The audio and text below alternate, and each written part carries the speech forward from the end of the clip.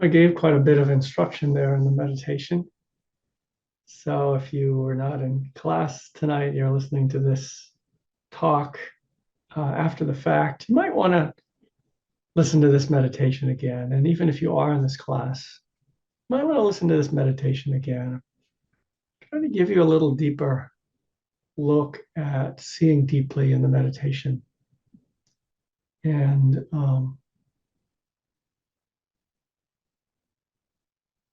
one of the things that stands in the way of seeing deeply is our ideas of things. And so we tend to, I mean, even on a perceptual level, even when we're talking about something like the body doesn't sound like an idea, does it? It sounds like something very concrete and immediate. But actually, the word body pulls together something that's really quite diverse. And the word can cover over what's actually present, what's actually makes up the body if we're actually looking at it closely from our direct experience. We start to identify, oh, that's the body, and then we stop looking. Even doing the body scan, we break it down into parts. And the point isn't, okay, feel the scalp, okay, feel the face. You know, those are words, but you're really encouraged to go past the word that names a spot to actually see the composition of it moment to moment. And so there's a word for this in meditative tradition that we're working with here. It's vipassana. It's usually translated as insight, but that's not such a helpful translation because that puts you in the sense of it, you know, being some sort of a conceptual understanding that's coming out of it. It's actually the word in Pali means to see discriminatively. Pasana is comes from the word to see, and the prefix can mean a variety of things. But in this case, it means kind of to see discriminatively, to break it down, to actually notice what something's composed of. And so as we're meditating, I mean, often the initial instructions are really more about concentrating than they are about vipassana. They're really more about sticking with the breath, coming back to the breath, and so forth. And it's useful for calming the mind and just developing some ability to be absorbed in something, which is helpful for seeing it deeply. But the instructions I was giving tonight is much more about noticing the stream of experience. So, you know, beginning with the body, when you really begin to drop beneath the surface of that experience, drop beneath the idea of a body, or even the way your mind puts it together into one lump thing. And then you start to feel, you know, there's on a level of experience, there's not even a body here sometimes. There's just this aggregate of different sense experience that's going on. It's kind of hard because it's hard to have that happen with the whole body because the whole body, we're just too used to putting it together as a body. You kind of have to imagine this maybe this newborn baby in the crib, or even, you know, attached to their mother.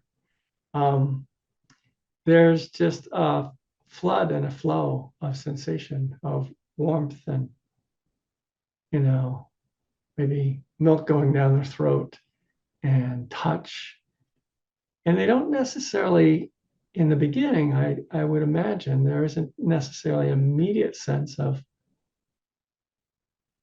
you know, this is me, this is mine, I'm this body. You can sometimes watch them, you know, that they kind of look at a hand. Once they kind of get to that stage, look at a hand like, you know, what is this? And eventually kind of figure out what it is that's a part of the body and what's not. You know, there's a whole kind of learning thing that's going on. So in some sense, we're going backwards here. We're going back towards the mind of a child, back towards the mind of a baby, and beginning to step back from the mind's urge to put something together into the familiar concept we recognize, and instead let it be its components. When you do that with the body, you begin to get an immediate sense of how the body is alive. It's this moving, changing thing moment to moment. And that is a direct experience, the direct experience of being alive. I mean, certainly the breath can take you there. Without the breath, you wouldn't be alive, right? But, that again is just kind of an idea in the moment. It's like to breathe, to just take one breath. It's this whole experience of living.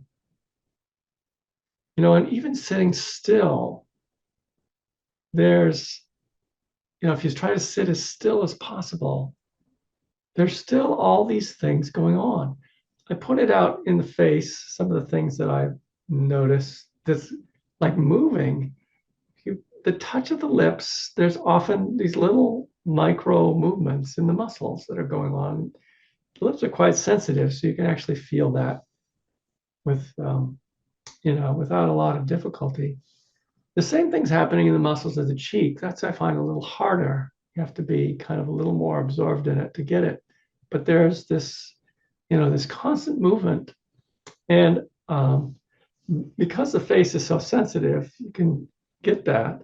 If you put your attention, say, on your thigh, you're maybe not going to feel that because there's just less nerve endings. There's less access to that. Though, actually, if you do this body scan and you did it for a long time, you might begin to feel some of those things. You might begin to feel these little micro movements going on throughout the muscles of your body. Muscles are not still by any means, but we're just kind of we're not too tuned in. And in some ways, maybe we haven't even developed the neural connections to really have an interoceptive, sense of what's going on. I know that there are some people who feel their organs. I've never, aside from an intensive meditation retreat, I don't normally feel my organs. Maybe a little bit, I can feel something maybe might go on the liver. Obviously, you can feel your stomach or your intestines if they're in distress. But, there's experience there, but we're really not tuned into it. So it's not necessarily the point of meditation to feel your organs, but it might begin to happen if you actually move into the body in this way. You start to see the body deeply. You start to see that it's a living thing and it's composed of all of these different things going on. And, one of the things that begins to appear when you do that too is the body is more uncomfortable than it first appears, if I could put it that way. That as you sit still and you actually give it attention, you may start to notice more unpleasantness rather than less. And yet, if the mind can relax around that, you can go deeply into that experience of what it is to be embodied. What is this embodied consciousness that we have? What does that actually feel like? Start to feel, there's a real feel of the skull. There's a real feel of the teeth. All of these things. Now, this isn't we're not just doing this out of an idle curiosity. We're starting to take the mask off, take the cover story off the body.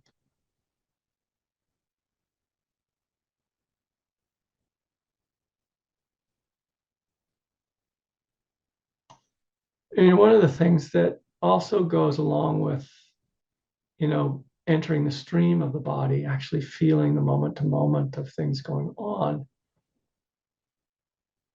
is it's less easy to kind of like claim it as me, claim it as mine, you know. It's what's going on. The heart is beating, the breath is happening. There's this whole kind of process, and it's doing itself, you know, it's doing itself. And that, when I say it as an idea, that's not very hard to get, but as a direct experience, it's got to go really deeply in the heart and really deeply in the gut that all this is just happening. It's all flowing along according to its own causes and conditions. Often the only time we pay any attention to that is when something goes wrong with our health, and then the causes and conditions aren't working out very well. But you begin to see that with the body, and then I think it really gets fun when you turn that same thing onto the mind.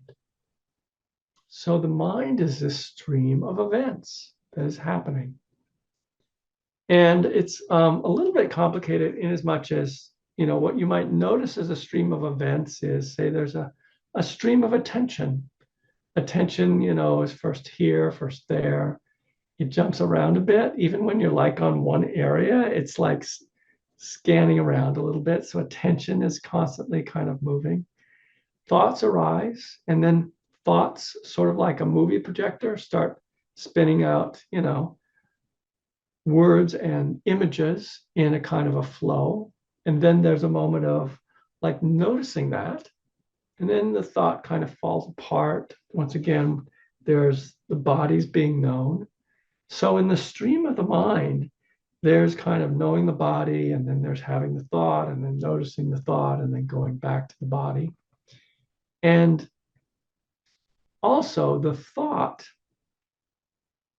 there are these individual things we call thoughts, as much as anything is an individual, and they're arising of themselves. We don't invite them.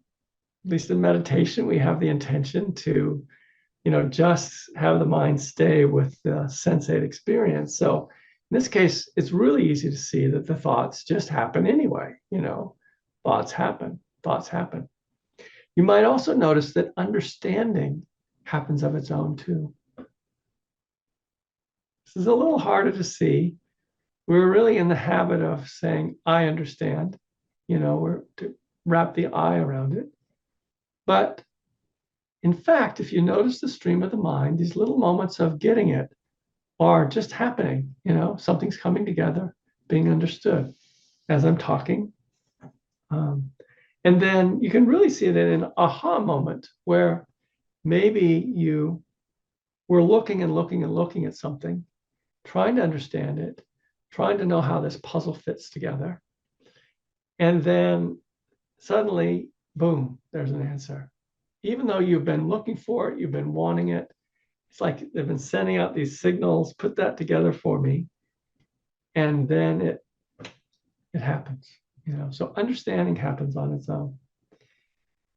And these thoughts too kind of happen within an atmosphere. You could call it, officially it's called a mind state. So there's like a state of mind which is also conditioning this whole stream of mind. So if the mind is calm, you get a certain kind of thought. You get a certain, perhaps, ease at staying with something like the breath. But when there's, say, agitation, if that's this kind of the state, a lot of unsettled kind of energy, then it's much more difficult. And that unsettled energy, again, just arises. It's just present. And so, if you've hung around in Buddhism for a while, you'll know that there are various ways to work with various things that arise, which seems to be saying, oh, that's where the I comes in. That's where I come in. But that's just the I speaking.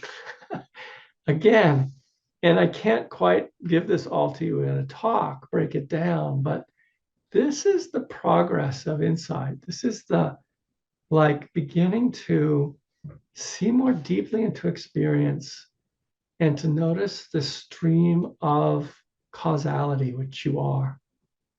See the stream of causality, which is the mind. And more and more, you'll see that that's what's happening. And in the midst of that stream, there's the I thought that keeps coming, that keeps wrapping itself around things that happen. There are choices that happen. There are intentions that arise. There's all these sorts of things that then the I gets wrapped around. And we'll have to talk about this more, I'm afraid, in other classes, because this is really one of the hardest things to get, to understand, to have genuine insight about. So, but begin with what I was pointing out originally, which is begin with seeing the body more deeply, going past body to see what's actually flowing moment to moment in the causal stream that is the body. And begin to notice the mind more and more in this stream-like way. Now, the mind is a little harder to pay attention to. It's easier to get like sucked into just a kind of a thought stream and a conceptual thought stream and not get out of it very easily, which is why we practice so much with the body. That's why we practice so much with sensations. Needs to be a kind of a ground there. There needs to be a kind of anchor in the breath and the body and a level of settledness for the mind to begin to become clearer. Initially, I think it's just helpful to notice thoughts arising. Notice what the mind state is. And notice once in a while, in a general way, how a mind state will change of its own. You'll be, have sat here for 25 minutes and it's kind of a long time for you and your body. And you start to feel restless and you go, how much time is there? You sneak a little peek at the clock if you one of those people keep a clock on hand, even though I'm being your clock for you. So you feel that kind of restlessness, you feel that impatience. There's suffering there. And you can't quite wait for it to end. But you go back, you follow the instructions, you follow some more breaths, you continue to notice the stream of experience. And then maybe you notice when the bell rings, you've forgotten all about your impatience. You've forgotten all about the agitation that you felt, that meditation had 5 more minutes to go and you were done now, So that thought that came up, which was really conditioned by a state of mind, a kind of restlessness, you see how that just ends of its own.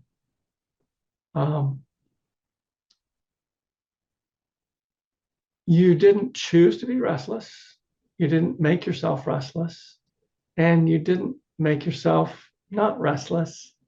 Though with wisdom, with skill, the choice to go back to practicing created the causes that let that state of mind pass, if that makes any sense. With skill, And part of what I'm doing in these talks is I'm conditioning your mind,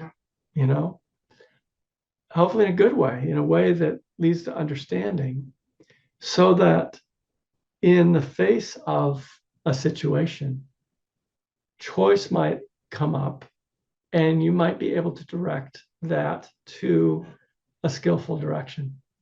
So for instance, if, your leg starts throbbing, your knee starts throbbing, you might recall just that possibility that it could be felt as unpleasant sensation.